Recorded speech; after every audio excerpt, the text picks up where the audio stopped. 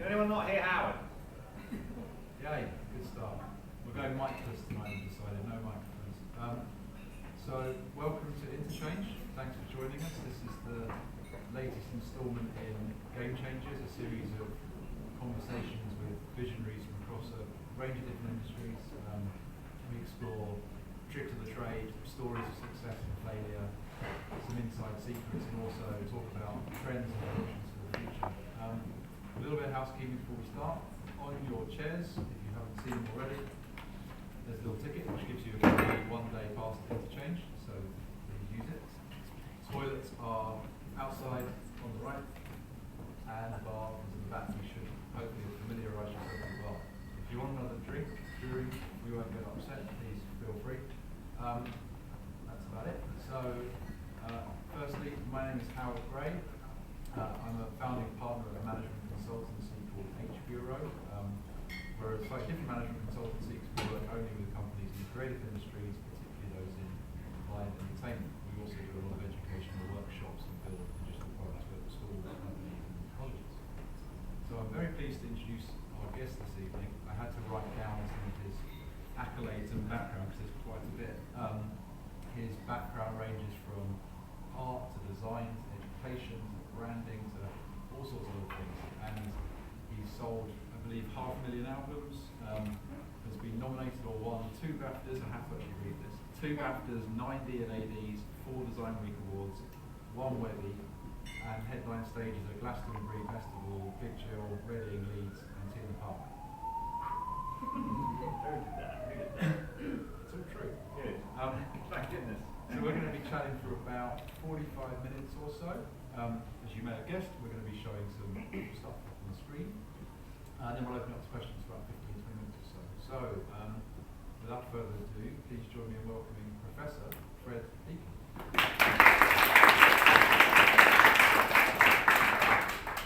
Thank you. If you don't know about the professor bit, we'll get into that in a little while. So Fred, I guess we may as well start in the beginning, right? Yes, indeed. Yes, indeed. And as I've told you already, I'm going to use the new part of my website, which is literally just in beta at the moment, to kind of show what I do. So I'm just going to, if anyone's interested in checking this out later, my website is called freddeak.in, and that's the URL. And I've just unveiled this autobiographical section, which is quite handy, and I thought I'd use it as a premise for the talk. So there you go. That's me back in the beginning, top left, playing chess with transfer tattoos on my hand in the school playground. So we really don't know about that. So sorry, I just thought I'd give you some context, especially if you are watching at home on the live stream. So I guess let's start probably around here, your first forays into the creative industries. Can you tell us what some of them were? Sure. Well, I was nuts about music, basically. When I was about 13 or 14, I just discovered records. And there was a record shop on my high street, Kensington High Street, called Honky Tonk Records. It was a great record shop. So I was kind of in love with the place. And there was a band called 23 Skidoo, and the drummer, Fritz, worked at Honky Tonk.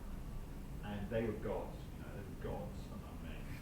There's a couple of guys from the Turnbull Brothers who were these very, very, all of the girls wanted them. And I went to see 23 Skidoo about 15, 20 times. And it was just a kind of visual cultural feast. I've got my first graphic design is here, that's my teenage bedroom.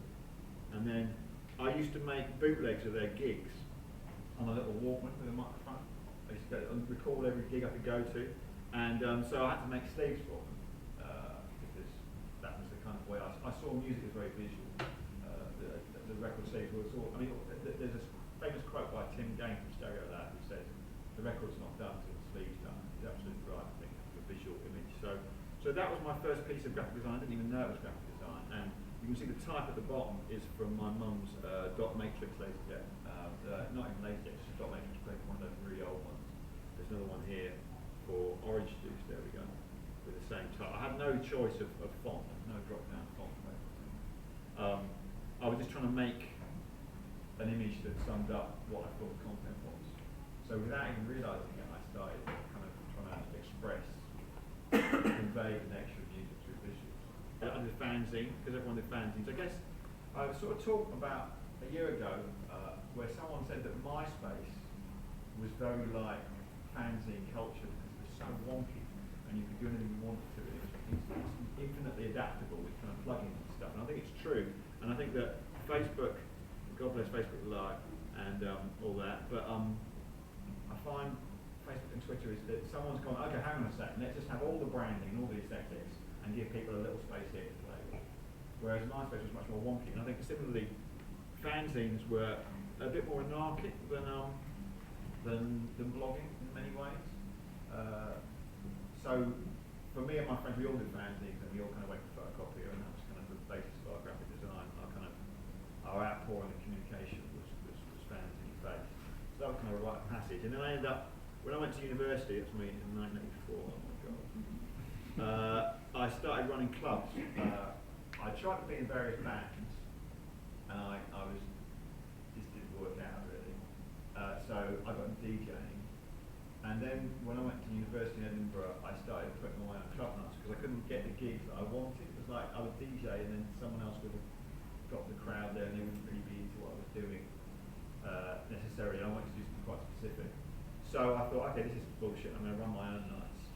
And so then of course I had to come up with posters and flyers to promote the nights. And again, without really realising it.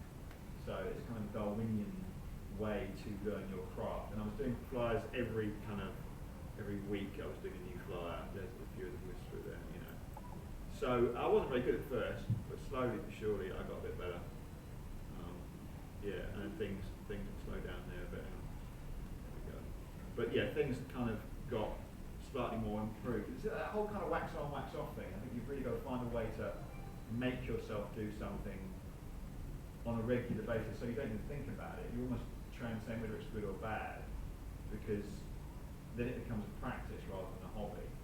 If you're just doing it once in a while, then it doesn't really work out. You've got to be prepared to do the 10,000 bad drawings before you get to the great drawing. And only you find that the mechanism to do that is up to you. But yeah, and that was my mechanism of putting my club now. What kind of music were you playing as a DJ back then? Well, I started off, because I was in Edinburgh and because it was pre-internet, I discovered that what you did was, and I was in London, so I would go out in London and I'd go to Edinburgh and I'd wait about 3 months, maybe 6 months sometimes to begin with, but then 3 months was when people started catching up a bit more. And then I'd do whatever was going on in London and it'd be really cool, because that's how long it took to go up the motorway basically. But then I got bored of that because I thought, I had a bad experience in London. I went to a club in London when I was about 19 and I got to the front door. It was a club called Dial 9 for Dolphins run by a guy called Perry Haynes. It was kind of in New Romantic, a bit later than that, but so between the cusp between New Romantic and Rare Group. And I got to the door and I was with my mates, and you know, we were kids basically. We weren't particularly sophisticated, I think, but we were fun. We weren't kind of faces. We weren't kind of the cool people. And I got to the door and they said, "Oh, sorry, we're sold out." And I went, "Oh, a shame. Should have got here early. Never mind." We walked back up the stairs, and as we walked up the stairs, some other people came down the stairs, and we said, "Oh, it's sold out." And they said, "Oh, yeah, it's sold out, yeah." And went down and walked straight in. And I just thought, I felt like I was slapped in the face. That's really nasty, you know. It's like you lied to me. You weren't in your club because you don't think I'm cool enough. That's bullshit. So I kind of decided that I would never run a club like that, and I started being quite kind of eclectic and kind of much more fun focused. play anything from country and western metal to the Rare Groove in the House or whatever it was, you know. But we play a whole range of stuff, and it's been very interesting. I think that's much more popular now in the last 5 or 10 years. You can go to a club like that very easily, but only a few years ago it was very unusual to hear the Johns being mixed up like that. So we try to make a club night where it's Christmas every time, and there's probably more to be said about some stupid nightclubs. I can go straight there if you want, actually. This is a club, so this is me starting on my first graphic design with. This is a fanzine called Here, it's all about house music, but this is the club I want to talk about now, which is a club called Misery. Because I ran all these cool clubs for a bit, and then I ran some eclectic clubs, and then I had a mate called Murray, who is genius, and we just decided we'd run the worst club ever. I don't know if you're familiar with Reggie Perrin? Yes. Yes. So Original Perrin, yes. The Grot Shops.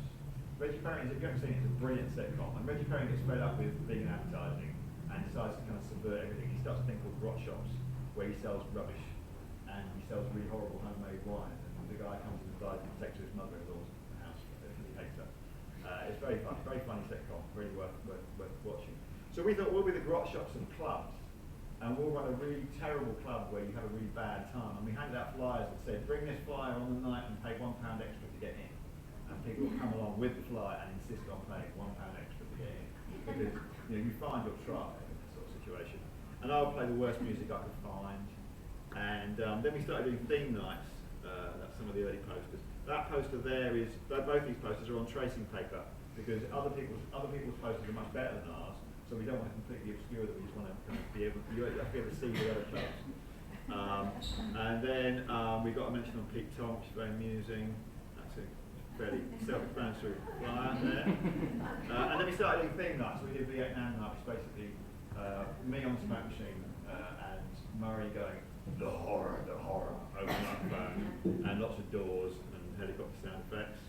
And that was a fake rave, which was very funny. So where were you doing these? In Edinburgh. These were in Edinburgh. Yeah, we did come down to London for a little bit, and we got a whole load of press off the back of it, and we were on Radio 1 and all that sort of stuff, but thank God. Did you get any trouble for any of these? Trouble is probably, no, we got away with it. We did get, I think some people were very confused, but they didn't come back. And some people went, these are my people. You know, I was playing TV theme tunes and, soap opera stars, one-off singles, and really bad music. But there was also the Venn diagram between you can actually have some fun with this and it's also really shit. And that's kind of as far as I want you to go. You probably couldn't do it now because I think people are much too ironic and chin-strokey about that sort of thing. There was an innocence to it. I've got a little video of it somewhere if you want to see. That was Soft Metal Night, which obviously is now a big thing. At that point, hair metal was, you couldn't play that, you would be ostracised. But now there's loads of clubs making money by playing hair metal. Yeah, that was kind of controversial when we got from that. That was slow dance. I played an hour of slow dances. Lady in Red, Careless Whisper, all that. Half the club went home.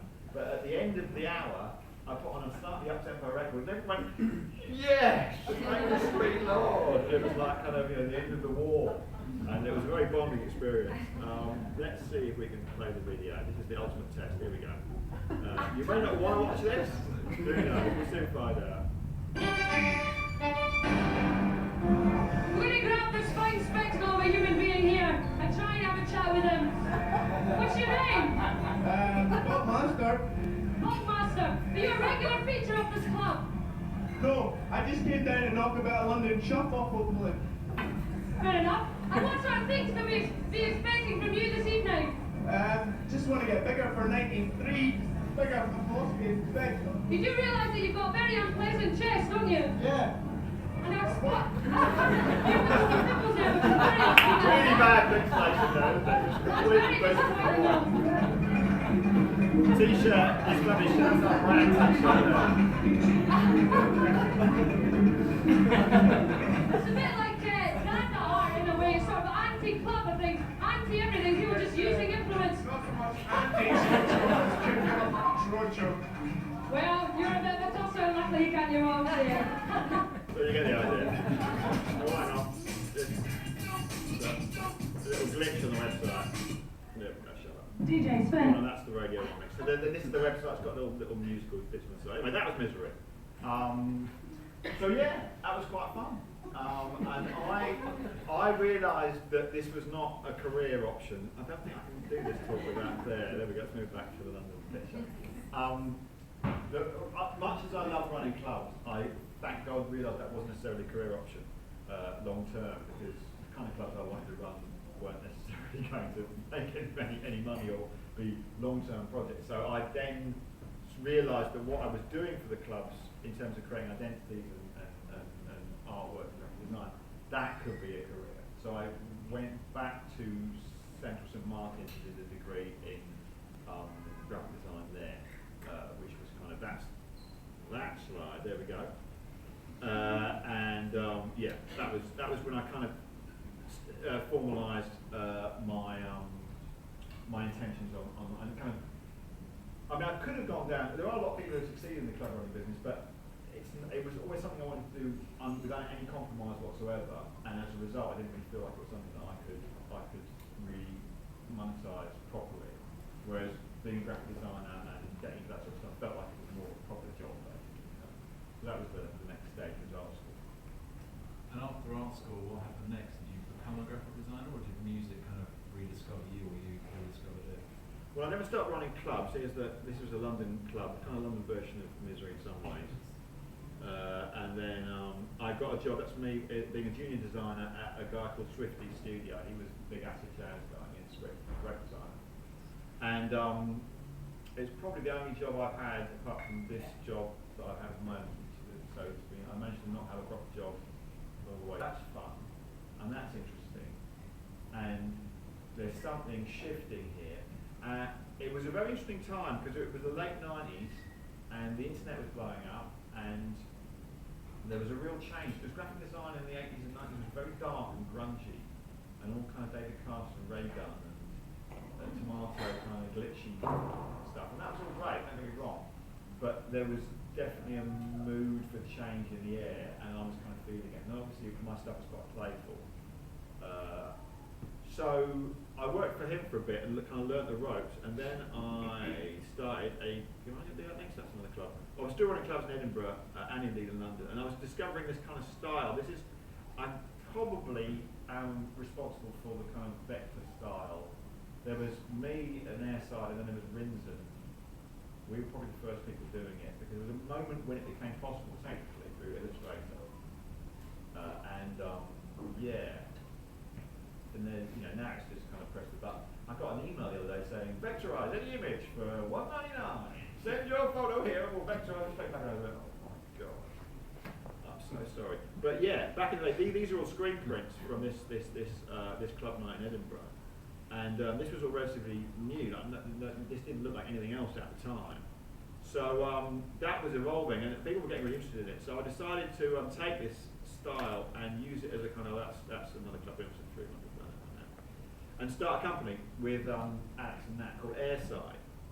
So this is 98, and we basically were all freelancing. We'd all got out of college. We didn't want to learn anything else. We knew what we wanted to do work-wise, but no one would really take us seriously as individuals. So we suddenly realised that why not get together, get space, share our talents and our assets and our skills, and see if that works any better. And as soon as we called ourselves a name, which was Airside, which was the word we found in, there was a list of the words that had been added to the Oxford English Dictionary that year, and Airside was the first one on the list, and the domain was free. So we're right for Airside. And then we said, oh no, Airside, we're all about helping you transcend international barriers and taking you beyond the conventions of passport control. Made all that bullshit up afterwards. But yeah, it was a nice name, and we found this space in Islington, and we got all our mates in to share desks at first, and we would kind of sublet desks to them. So in a way, it was a little co-working space to start off with. Whenever anybody had a client coming in, we'd all pretend we worked for them. So it was Dave's client coming in, we'll go, oh Dave, here's the fax from New York, Dave. Yeah, I'm over here working on your job. And then someone's coming the next day, oh Fred, oh my goodness, here's your coffee. And so we always looked bigger than we were, which was a nice little trick. But then you always had someone to kind of bounce stuff off as well. I mean, I worked in my bedroom on my own for a lot of the time. Sometimes you've got to get your head down, there's no two ways about it. But I'm a really big fan of collaboration and kind of the whole being greater than the sum of the parts, I think is always true. And before Airside really got going as a company, it was simply really nice to have someone to go, oh, I've been working on this for 3 hours, I don't know if it's good or bad, and they could go, no, it's great, I really like it, especially that bit. Oh, you like that bit? Oh, right, okay, yeah, maybe I'll just focus on that. And just getting a second opinion is so useful. So we had that going on. And then the first .com boom was mental. I mean, it was, people would come into us and they would say, we want a website. And we'd say, okay, why do you want a website? What kind of website do you want? And they would go, we don't know. Make us a website. I've got no idea what we want. We know we need a website. So it was a very free, experimental time. And there is another talk that I could do about how that free experimentation is now happening in the world of digital manufacturing, and where there's still the incumbents, the corporates haven't yet nailed down the business models there. But in the last 5-10 years, the internet has been nailed down. And GAFA, stop me before I do this talk, Google, Apple, Facebook, Amazon have turned it into a monetization, hypnotizing trance machine that's just designed to make you click on cat videos and generate more money for them. But back then, it was still, hey, well, what can you do with a website? We don't know. So it was a lovely time where people would give you not huge amounts of money, but significant sums of money to experiment with digital prototypes. And we had a lot of fun with that. And we invented all sorts of stuff. What have I got here? Well, Airside was a very multidisciplined company, and some of us knew us for our illustration skills, but a lot of us, a lot of the time, I haven't got any digital projects here, unfortunately, but yeah, you can see the studio growing there. We invented Twitter without realising it, because we did a website with the Pet Shop Boys, and Neil Tennant said, look, I'm happy to update the website, but I'm too busy. And we said, all right, fine, well, we'll just make it so when you type a text on your phone and you send it to this number, it'll pop up on your website.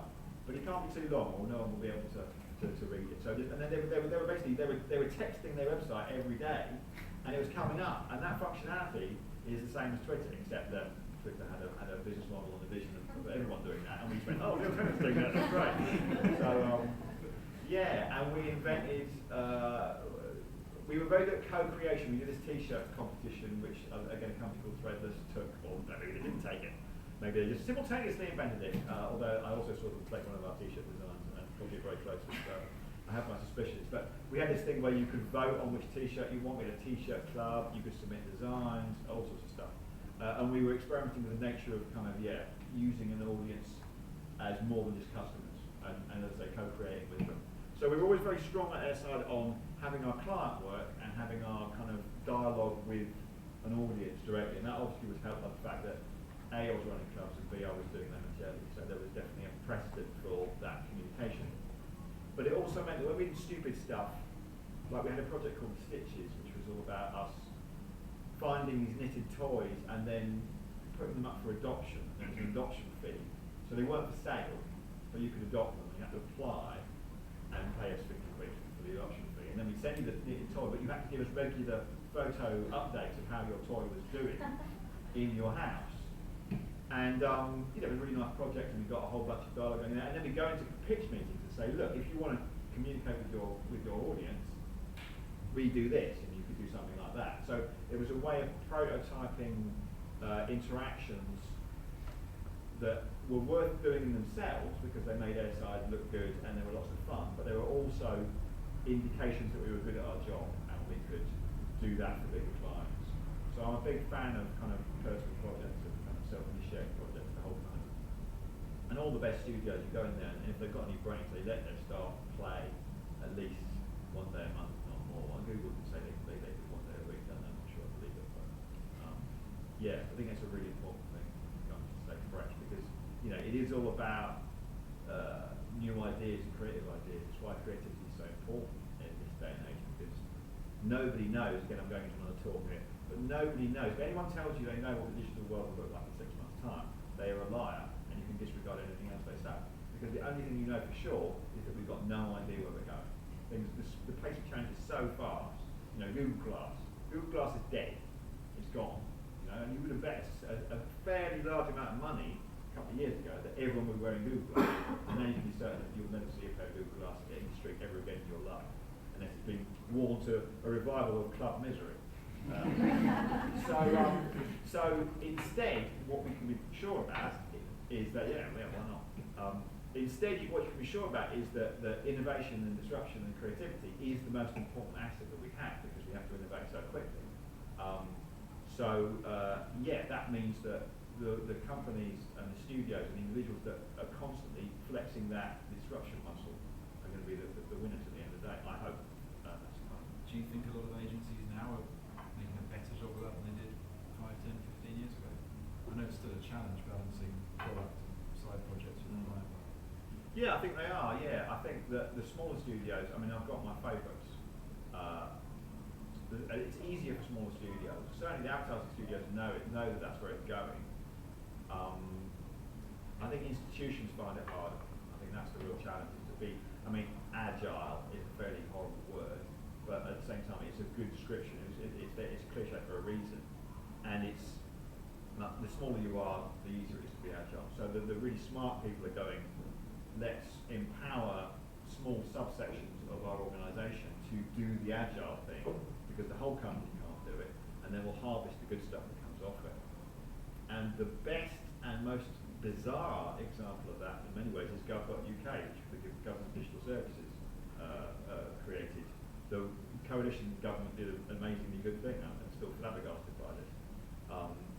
And listened to Martha Lane Fox and said, okay, we need to have complete autonomy, we need to have revolution, not evolution, let people know what they're doing, completely redesign the whole government digital services. They did it, it's a triumph, it won those awards, and now, of course, this government is dismantling it.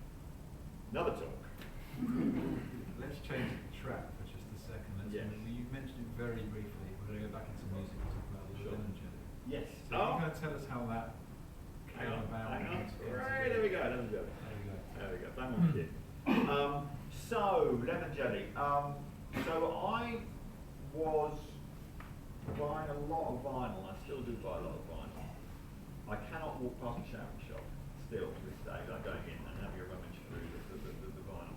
And it gives me great pleasure to see the CD format die before vinyl dies. I think it's so good. I hate CDs. And I was also, I bought a lot of hip hop. I still buy quite a bit of hip hop, not as much as I used to, but I was a big fan of hip hop. And I was lucky enough to see it emerge as a teenager as a form. And there was a point where I think it was DJ Shadow did introducing, and the Beasties had done Paul's Critique, and that whole sample-delic thing was going on, and it was kind of like, okay, hang on a second, I've got this massive record collection, and these people are making music from their record collections, so I should be able to do this. But my record collection obviously had a whole bunch of weird stuff in it, from Running Misery and various other. I'm always a big kind of like, if you don't like the kind of music, you should really investigate it quick, because it's an obstacle. You know, if you don't, I really hated country and western. If you don't stop country, it's not bad. Let's get into it. And there is some really country and western. Anyway, so I was buying a lot of records and finding a lot of samples or potential samples, and I thought, okay, so if you take the hip hop model, but you feed in a whole bunch of really unusual samples into that machine, what happens? And that was kind of lemon jelly initially.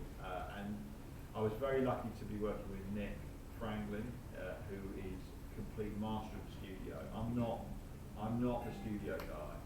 It's not my skill. I have other skills, but what I'm not is the master of the plugins and the desk and everything like that. And what he is brilliant at other things, sound. So we were a very good team, and we put out this first EP just for fun, really. And that whole kind of premise of self-initiated projects, like, you know, if that had been as far as Lemon Jelly had gone, that would have been fine. We made a really nice little 3-track EP. I screen printed all the covers individually by hand, which was really good fun. I made this kind of artifact. I want to make something that you would treasure. You would just feel the kind of personal depth coming out of it. I have this theory about music packaging, which is that people buy these objects, records, even CDs, because they want to get as close to the artist as they possibly can. They want more of the artist in their life. Or you stream through Spotify, which is great. But it's a different way of engaging with music. It's not as fanning. If you're a fan, you want to be living with Morrissey in his flat, and you can't do that. So instead, you want to get as close as you can to him by buying all these artifacts that can bring you closer to him. So I thought, okay, well, let's make an artifact that really shows it's been personally created by us. So we did this, and then, people liked it, which was a complete pleasant surprise. And we did 2 more EPs, that's the second 2 EPs. It was fairly organic, really, it's one of those things. And we were just very lucky. Lightning struck at the right place and the right time. And we had, I think, also we had a good bunch of skills within the Lemon Jelly organisation, because obviously Nick was the master of sound. I was bringing a whole bunch of influences from my record collection and some ideas, and having DJ'd a lot, I kind of think the skill you have as a DJ is that you understand, you watch people react to music, and if I've done 10,000, is it 10,000 hours, 10,000 days? 10,000 hours, Malcolm Gladwell says. Yes, so it's 10,000 hours, you're right. So 10,000 days when you'd be dead, wouldn't you? Yeah, right. So if I've done 10,000 hours of anything for DJing, I spent most of my teens and 20s standing behind a pair of turntables. So you really get a kind of sixth sense for what people react to as an audience, because you're watching them always, you're trying to kind of really see them respond to music. So you do get a kind of instinct, and that's kind of useful. Now, whether you can then replicate that on the music you make yourself is another question. And then also I had this, from all the clubbing stuff, and making posters, I had an idea of how to present a concept visually, and communicate through this kind of design. So we had a bunch of really useful skills in the same space, and a very clear idea where we wanted to go. And also I had that knee-jerk reaction against being too cool for school. After that, my clubbing experiences, and trying to make something more fun, inclusive, and welcoming.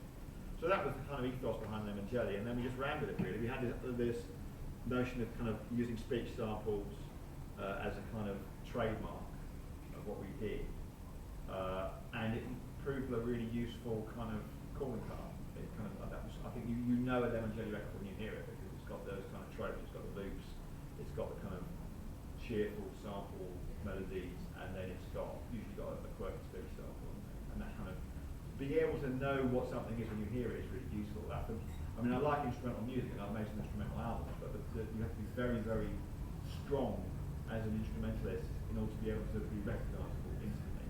There's not many people who can pull it off. But as soon as you've got that kind of, if you've got lead singing, that's great, that'll do it. But we were more coming in from an instrumental electronic point of view, so the speech stuff was what I call it. So yeah, that was, it kind of just happened really. We got a record deal and put out some records, and they think us out, and that was nice. It was very nice, extremely surprising. Was it difficult suddenly going and playing all these festivals that I mentioned? Was it strange having this label and agent and manager and being a kind of professional band suddenly? Is that kind of at odds with being a designer and in an ethos? Well, no, because we were lucky with XL, and we had a great manager as well, Mark Moreau. XL were great; they just went do what you want. We had Sony and XL after us, and we just knew that XL would give us more freedom. They were a fantastic record company, and that's their ethos: is you do whatever you like, we'll do everything else.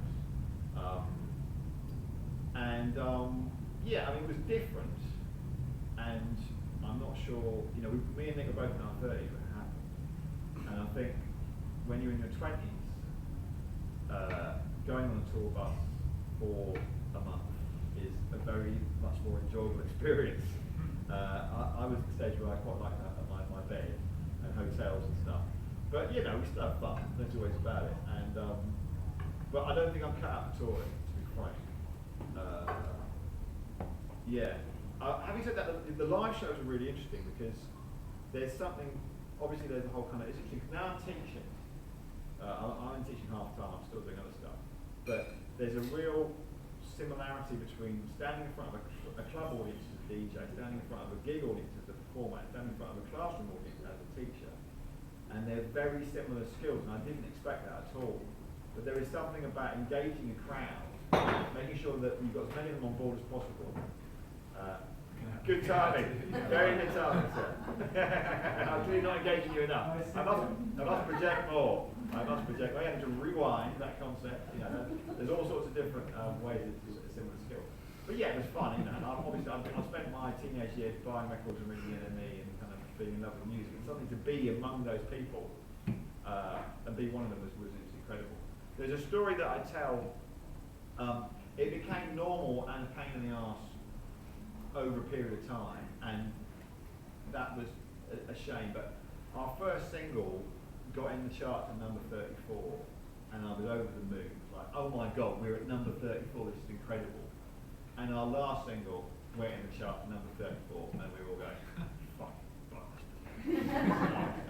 so it becomes normalised very quickly, and I'm really very grateful for those times. They were amazing, and I really enjoy releasing music, and we'll still do it again. It was intense. It was good stuff. So Airside continued throughout this period, right? So you were balancing the two. And then, correct me if I'm wrong, Lemon Jelly went on hiatus around 2008. Yeah, that's right? about right. And Airside continued. Yeah, Airside went on to 2012, and then we decided to close, basically because we'd done it for 14 years, and we'd all grown into slightly different people, and we were having a great time. We were doing really well, but we could see that actually, focus-wise, we probably wanted different things. So it was kind of a very mutual, amicable split, basically, which I'm in a way, I'm very proud of. Airside, in a way, it's funny because I think Airside is less well known than Lemon Jelly, but Airside really was a very unique achievement in a lot of ways, because we were very conscious about the kind of workspace we created for employees. We ended up employing about, I think it was 14, 15 people by the end of it. And a lot of people who used to work at Airside have gone on to do great things, and a lot of people who worked at Airside say, that was a fantastic place, and I really learned a lot working there. And it was kind of a similar experience to what I had when I was a junior designer, but on steroids. That was the intention. We managed to, actually create. I believe that if you create a productive and a positive work environment, you get the best work out of your staff. So that was our intention, basically. And we gave them a lot of freedom. The Stitches project, for example, was definitely initiated by one of our staff, not us. People could do their own thing, and so on. So yeah, we achieved a lot, and then we went out with a bang rather than studying the company and watching the brand slowly decay and being tied in for years, and then turning out a bunch of rubbish work.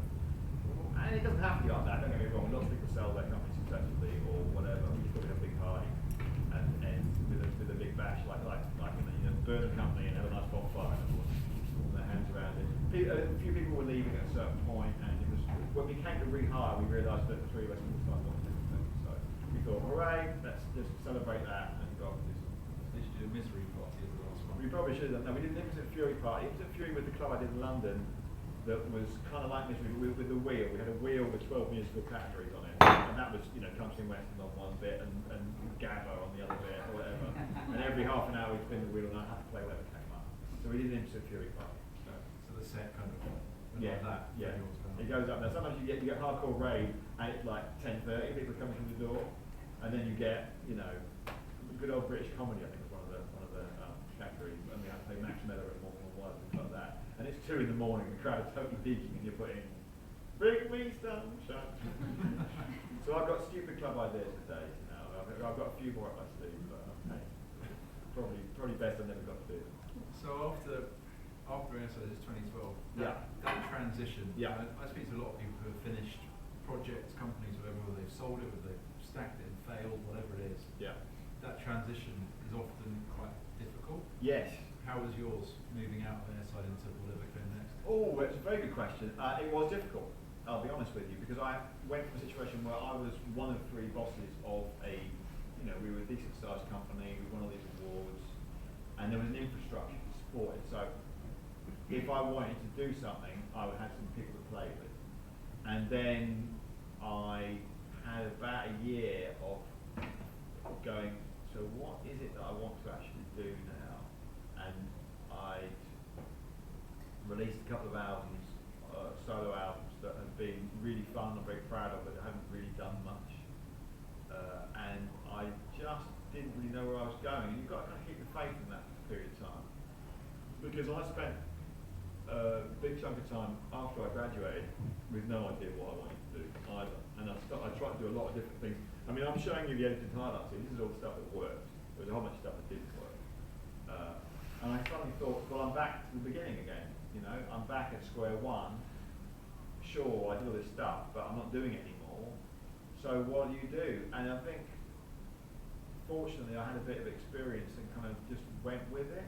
It's not particularly interesting to talk about, but I kind of just allowed myself to have 6 months of just pooping around, not doing very much, and allowing myself to just sit in a chair and stare at space for a little bit and just kind of process. I think it was quite necessary because there was two very intense experiences. And I started coming out of that when because I don't like repeating myself. And when I was running clubs, I loved it and I lived for it and I knew I was doing exactly the right thing. When I was running a club that I believed in and it was working, that was all I needed. Anything else didn't matter. And then there came a certain point, it almost happened overnight, where suddenly I was running clubs and it wasn't giving me anything. And I was doing exactly the same thing. And yet suddenly it wasn't what I wanted to do at all. And I was going, no, I love this, I'll do it again. It was just a funny one-off night, I'll do it again. I put that club on and then again it would be, but this isn't doing it for me anymore. There's a book called Who Moved My Cheese. Do you know that book? I've heard of it. Yeah. I haven't even read that, just flipped through in the shop. But that's the premise, is that suddenly, Best way to read. Yeah, possibly. And I think, again, there's various pieces of literature that kind of describe this. And I think that your passion can change in a moment. But some people, if you're lucky, it never changes. You do the same thing the rest of your life, like Woody Allen or something like that. You go, this is what I do, this is me. It's a much more kind of, craftsman type approach. And I think if you find that thing, then you're very lucky, and I envy you. But I'm really restless, and I think I've accepted that now. So I started working in interaction. So the two things that emerged for me were interaction experiences and then education. Those were two things that kind of merged.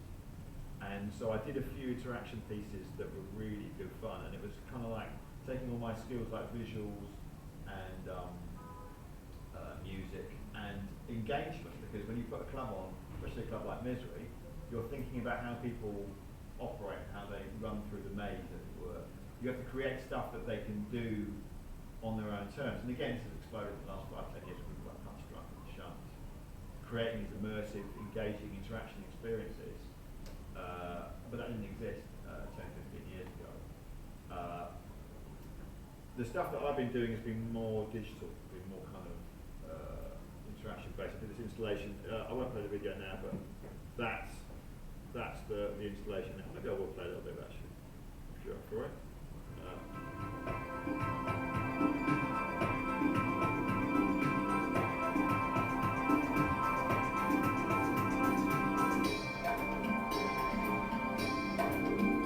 It's a long and adventurous process to create this piece. We hadn't done anything like this before, certainly not on this scale. So we were very much going in the unknown, but yeah, it was a real adventure.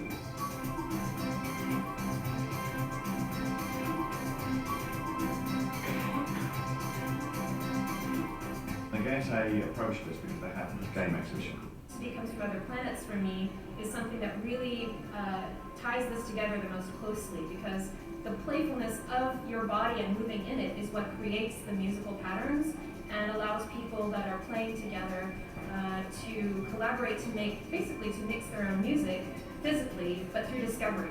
These planets are generating power. If you don't interact with them, they're in a sleep state. As soon as you start playing with them, they start giving back to you. They start flashing along with the music. You can play them individually, they work like that. So you can just explore what the piano sounds like, or what the strings sound like.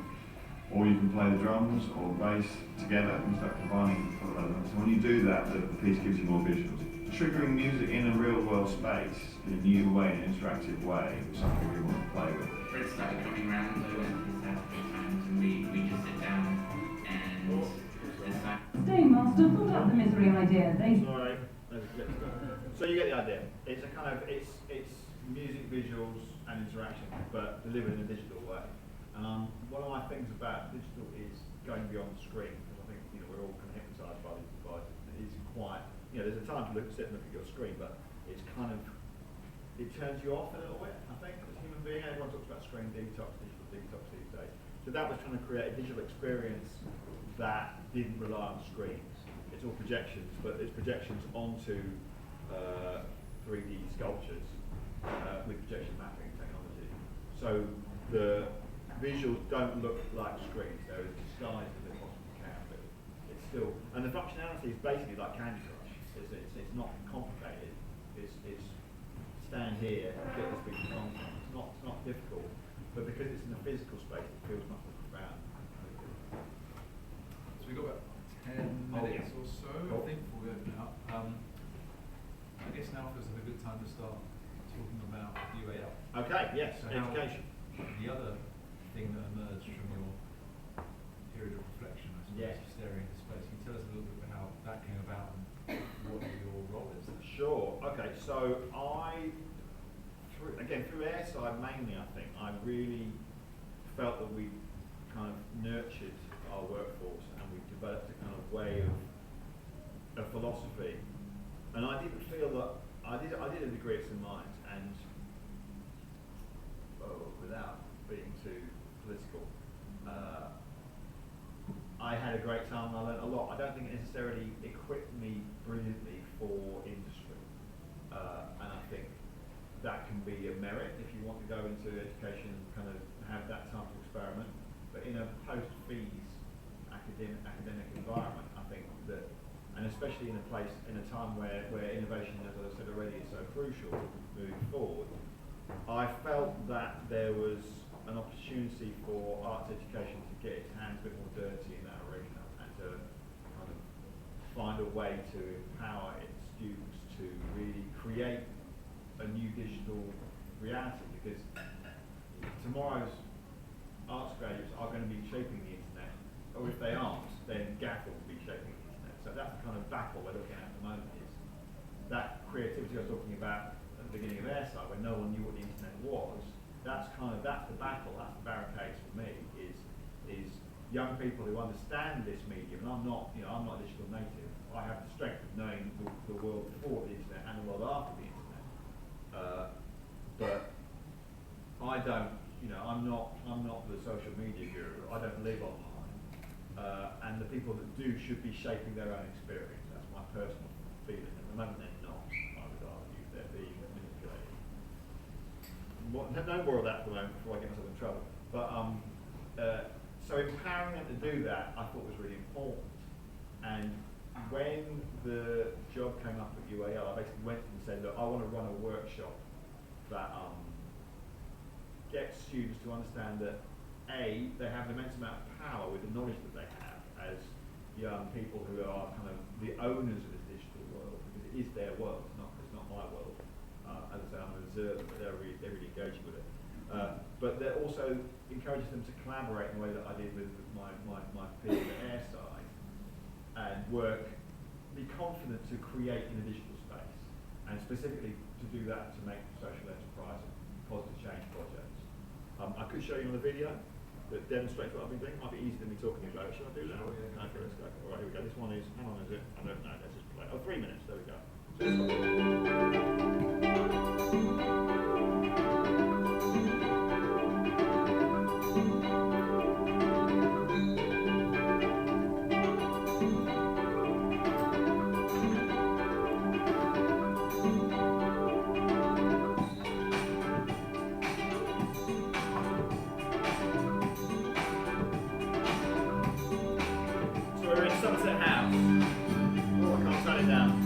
But then 3/4 of the students were online in their bedrooms or in cafes.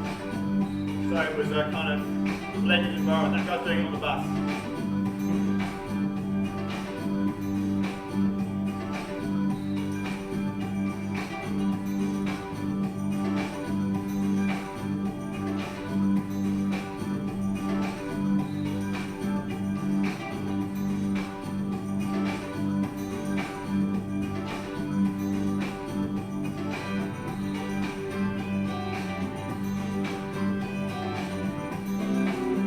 She couldn't come in, so she's doing it on her iPad on the floor.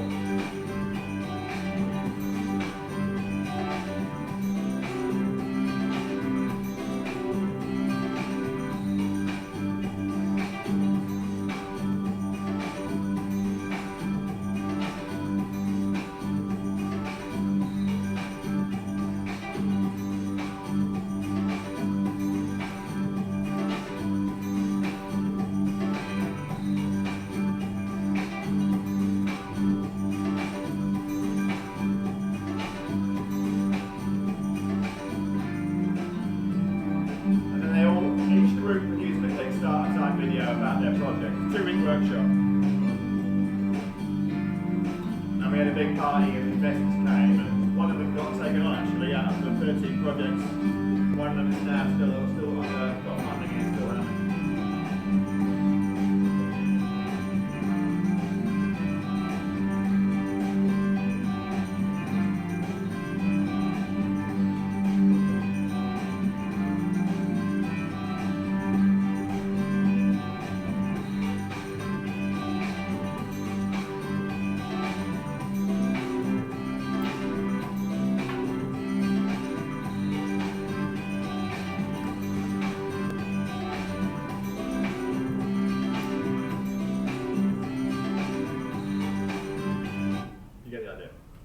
So it's kind of trying to create a bridge between being a lone student, because the notion of collaboration is very much in vogue, but it's very hard to actually teach collaboration because students come into an institution and they get an individual mark, they pay an individual fee, they're doing one subject which has its own budget for that course, and so if things are tight, and they always are, the actual incentive in the real world to collaborate with different disciplines is non-existent. But that's how people work in the real world. When you go into your first job, you sit around a table with a bunch of people who you don't know, with different skills from you. Because if you're the graphic designer, you don't need another graphic designer at the table. If you're the coder, you don't need another coder at the table. So the first thing you have to do when you leave education is to do something you've never done before, is collaborate with people with different skills. So I can say, give me 2 weeks, and we'll do it. We'll just do it. And I take them through a bunch of exercises in the first 3 or 4 days to get to a place where they come up with their own vision for social change based on their own passions, what they care about, not what I care about or what I tell them they should care about, what they actually care about in the world. So I get to think about people in their lives they'd like to help and what they would most like to change if they had the power. And I say, okay, you've got the power, you're going to go into teams and we find a way to make them organically choose their teams. And it's like they're all a little mini Airside basically for 2 weeks, and I support them in any way I can, and we bring in people as well. You see what happens. And that was kind of when I went to UAL to the job interview for the Professor of Visual Arts thing. I said, this is what I want to do. There's a distinction that Ben Terrick, who's the guy who did the Government UK project, and is a UAL government, he makes, which is you can teach digital, which is teaching people how to use digital skills and how to operate digital space. And you can teach digitally, which is teaching anything, but using the digital tools to send the learning out there. And you have to do both. So this project is designed to, A, get students to be confident creating in a digital space so they can fight the gaffer wars, and B, evolve new ways of teaching that are appropriate to a digital native student alumni, as it were, student force, because they are on their, they're in that space, and we need to go to them rather than thinking that they'll come to us. So that's what I've been doing as a prof, and it's been great. It's been really good fun actually. People seem to be liking it. There's a big report. I'm just going to plug the report. Hang on a second. This is on my website. If you're interested, there's about 100 pages of it, which tells exactly what's been going on about there. But it's oh no, I won't go back there. But there's a link on the homepage of my website for that. If you're interested, please download it and have a look. And that's a picture from the classroom, which is there's the students up on the wall, and then the students in the next room down there. So it's this kind of blended learning in the future classrooms that is what we're after, trying to find new models that are actually going to empower us. Because it is important, I think, to the internet's quite a big deal. I think digital innovation might be interesting. Perhaps we should be doing something to empower people in that space.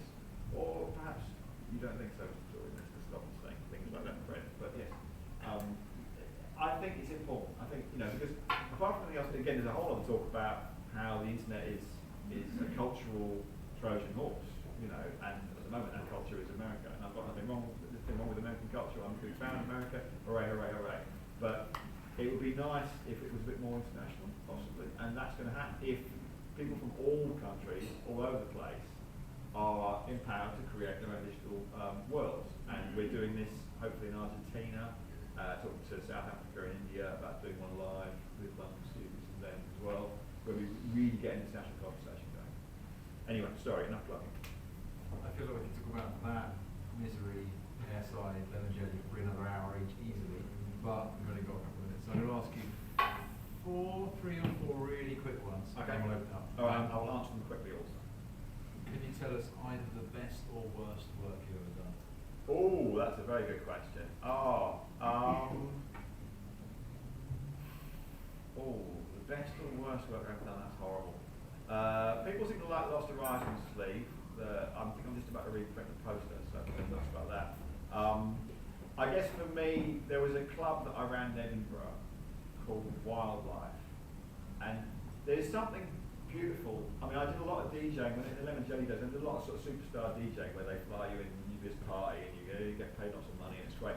But actually, there's nothing better than running a club for a community of people that come every single week and know you and you know them and you have that dialogue. And I had that at this club I was talking about in Edinburgh, and that was amazing. That was one of the happiest times of my life. So I'd say Wildlife. Cool. Favourite places to get inspired, whether that's your kitchen table or on the beach somewhere? Record shop. Record shop still. Yeah, we flick through the racks and the whole of modern culture is there in the new vinyl. And the whole, every other kind of culture is there in the old vinyl. So, yeah, record shop. What about a kind of gem of advice for all those kind of generalist, shapeshifters, multitaskers out there? Oh, yeah, that's a good question as well. I think keep the faith and trust your gut. It's all cliches, but they're cliches because they're true. You really have to listen very carefully and not let your brain tell you where to go, because your brain thinks it knows and it doesn't. Like I said, I was running those clubs, and something in me knew I shouldn't be doing it, and it was time to change. And I just got this inkling about education, and it was definitely the right thing for me. I feel like I'm doing the right thing. And you know, on paper, it's stupid. I'm earning a fraction of what I used to earn, and you know, I don't know if it's making any difference. You know, it's still a drop in the ocean, but I know I'm in the right place. I feel like I'm in the right place, and you can usually feel it. You'll know. So it's not an easy piece of advice to follow, but practice following your gut. I often do that thing where I really try and experiment when I'm in a shop or something with something that doesn't matter. Like they say you should order the first thing on the menu that you've noticed, and it's a really nice way to train your instinct. So rather than go, oh, do I want that, or that, spend half an hour working it out, actually go, I think I love that, pow. And that's kind of training you to be more instinctive. So there's my tip. Order the first thing that catches your eye on the menu and use that as a practice advice. I think that's a good note to open it up. Has anyone got any questions? Some, come on. Let me shine. Yo, hello. Did you find there's the similar underlying principles between making music and visual art? Yes, in a nutshell. Actually, there's a slide that might speak to that. Let me see if I can find it. Actually, no, I'm not going to bother. I'll answer the question instead. Definitely. I think the whole kind of loops and repeats. I often show a slide of a Ableton's or a Logic screen at this point in time, and then I put it next to a record sleeve. And there's something about filters and plugins and looping and stuff, and then the whole process. For me, when you create visual art, it's about again trusting your instinct and designing something, and then you get to a point where you just have to walk away from it, come back, and if you don't like what you've done, and nearly always you don't, you have to be brave and break it and start throwing things away and actually going backwards rather than forwards. Yeah, I think it's a very similar creative process, but I would say that it's not just visual art and music, it's kind of anything. The creative process is remarkably similar, which is why it translates into pretty much everything I've done, really. So yeah, I think I could talk about what that process is for all night, to be honest with you. The whole macro-micro thing is really useful, and yeah, but I think yes, is the short answer. Good question, thank you. Anyone else? Do you think it's good to have like a strong sense of identity in your own work, or is it I think that there are two choices. There is I am a gun for hire and I will do the thing, I can do anything. And there is this is my art, this is my style. And the latter is less financially sensible and a difficult part. I showed my portfolio to Webby and who's great graphic design guru, when I graduated, and he said, "Your work's brilliant. You are treading a very lonely path because it's just so strong and it has such a lot of personality to it that no one's really going to want this unless they can totally own it." And I had to turn down a few clients when I was doing freelance stuff because there was a guy came to me from a record company. He said, "Yeah, I love your illustration style. It's great. We're going to put it on the front cover of this album. It's going to be amazing." And I said, "Can I hear the album, please?" And he went, "Yeah, sure. Here's the CD. Great. So let's do it." And I went, "I'm kind of not going to do it. Sorry, because he's not really feeling the record." And he went, No. I'm going to pay you to do the illustration for the album." And I went, "Yeah, not really into the album. Sorry." And he went, No. I'm going to pay you to do the illustration for the album." It was actually really good fun saying no to him. Although I tried to do it the polite way, but yeah. So you've got to be careful about. I think you know that, to be honest with you. I mean, I'm drifting off your question, but you'll know if you have to do that. And it is good to kind of monkey with it as well and be open to new stuff. But yeah, I think that's what people claim is that USP, is that individuality. There's a designer called Bruce Mann, who he says, everything is so much more accessible now and so much more, the torrent of stuff that's available online now. It's much easier to get up there. So the really important thing then is what's your point of difference? I couldn't do it any other way. I'm just not going to Hong Kong. So I suspect in the nodding that you might be in the boat. So my commiserations, but I think it will pay off in the long run. Hi, I have a question about kind of collaborative learning. Yeah. And I think, would you say that there are core principles when it comes to collaborative learning or interaction, in a collaborative space that transcend, say, the physical and the digital? Yes, I would. And if so, what are they? What are they? Well, come to my workshop, I'll tell you.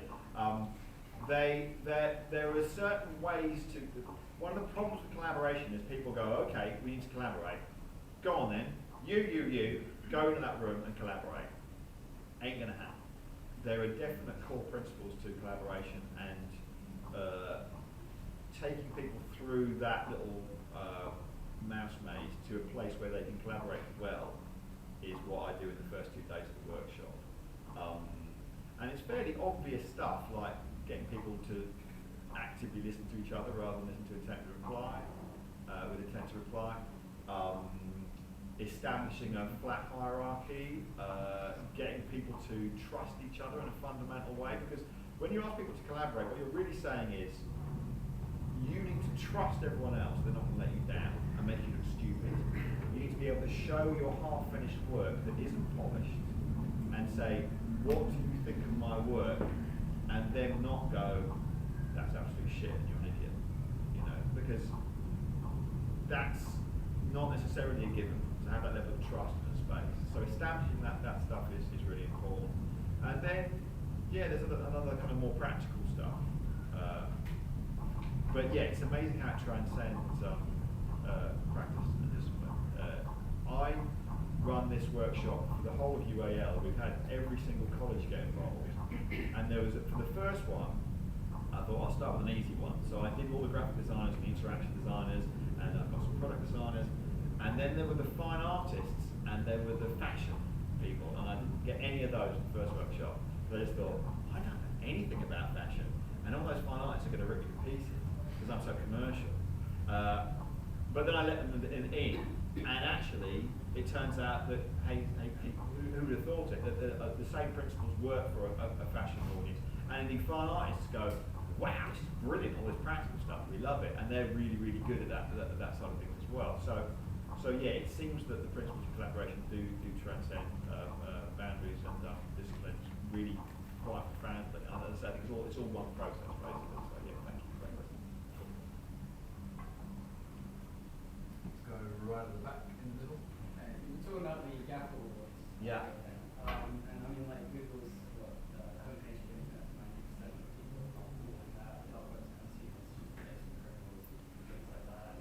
And Facebook and WhatsApp, I guess, is the best email for most people in communication. So how do you break out kind of style like that, or break out kind of those platforms controlling information and content for everyone on the internet? Well, a huge question. If I had the answer to that, then I would be doing it. Well, I don't know, but MySpace died, and everyone thought that would stick around forever. There are cycles to this stuff. Again, when the internet first emerged, everyone thought it wouldn't happen. I think one of the really important things to remember is that we are in a transition process, and there is a kind of feeling that is encouraged by GAFA that we have arrived somewhere and this is the new permanent state. And that is definitely not the case. Absolutely not the case. And one of the great things about the internet, have you read Paul Mason's Post-Capitalism? That's worth a peek. And he makes a point, among other things, that the internet is inherently anti-capitalism, and it's this amazing Trojan horse because production costs are free, and it's completely democratic, which is why governments and GAFA want to bring in the two-tiered web, which would completely screw up the democracy of the internet, and which is why they must never be allowed to do that. But at the moment, we can compete with Amazon and Facebook. I mean, okay, they are hugely powerful and they are very good at making us. Someone did they asked the question. I want to do it with you guys, but they said, who here is on Amazon Prime? And someone put their hands up and said, who here signed up by mistake? And most people kept their hands up. Yeah, that was not a mistake. That was Amazon working out just how much they could abuse their customer base. I'm really not shut up. This is getting strange. But my point is that the internet inherently has the tools that can undermine and will take transition to the next stage. Unlike cinema, the other book to name check is Tim Wu's The Master Switch, which talks about radio, cinema and TV, and describes the path that they went through from experimental medium to corporatized monetization machine, and looks at the internet and says the same thing is happening here, but the internet has this inherent freedom built into it, and so will we end up in the same place? Because when the cinema started, it was just a massively experimental medium, and people would just make little films. These guys we mentioned in Kenya used to go around cities in the UK and just film people in the daytime and hand them a card saying, come and see yourself on screen at night. And they go to the cinema and see themselves and go, whoa, I'm on the screen, oh my God! And that was cinema. And then a bunch of studios in Hollywood said, no, this is how cinema's going to be. So all I'm trying to say, I think, is that I think that the GAFA wars are eminently winnable, and yeah, I'm training the troops. Again, a big touch screen. Yeah, there's my God, I'm in trouble. When I was the captain, go shut down. Suddenly, my Google Gmail's all been deleted. We're streaming on Facebook, and I want Facebook to finance my next workshop. Which I love Facebook. Facebook Live. Use Facebook. I love it. The GAR Wars, I meant to say. The GAR Wars. Those GAR Wars. And we do an Apple ad as well, so I'm totally taken by Apple. I love Apple, but I mean, they're a very, very different company from the one they were 10 years ago. But We've got time for one more to kind of pull ourselves back in line again. When thinking about the students that you teach, are they similar to the students that you interacted with when you were a student, or do you find that the student in 2016 is different, do they have different characteristics, or anything that they're missing? yeah, good question. So, again, I need to be a little bit careful what I say in this question, but I think that part of what I do, my generation was very political, and part of the reason we were political was because it was quite tough having 4 terms of Tory government, and they really screwed the country up bad. Now, I'm not a huge fan of Tony Blair, but we had it quite nice, and now we have it shit. And young people have it particularly shit. And there's no two ways about it. And I think that what I used to see was a slightly less, I hesitate to use the word apathy because it's so pejorative, but I think students are beginning to realise that actually they can change things, and the internet gives them the power to change things, and they need to change things. And that wasn't necessarily the case a few years ago. But when people talk about, young people don't give a shit, I don't think that's the case anymore. I think that is changing, and I'm very pleased about that, and I'm trying to help that happen. At the same time, they are hypnotised by their phones, as we all are. So yeah, that is a shift in many ways. But I think that I see a growing appetite for engagement, which makes me happy. So, It's protest, isn't it? yeah, I think it is protest because Like they're getting you- screwed and they like realise. You see that misery stuff that you like stuff you did early doors. That was kind of protest. It was like subversive, wasn't it? Whereas now, and then you went through a bit of a lull, and I kind of feel like we're ready for a bit of a protest. I believe in a bit of protest. I agree with you. I think it's a good thing. Well said. Right. Any more? That's good, right? Phil, Thank you very that's much.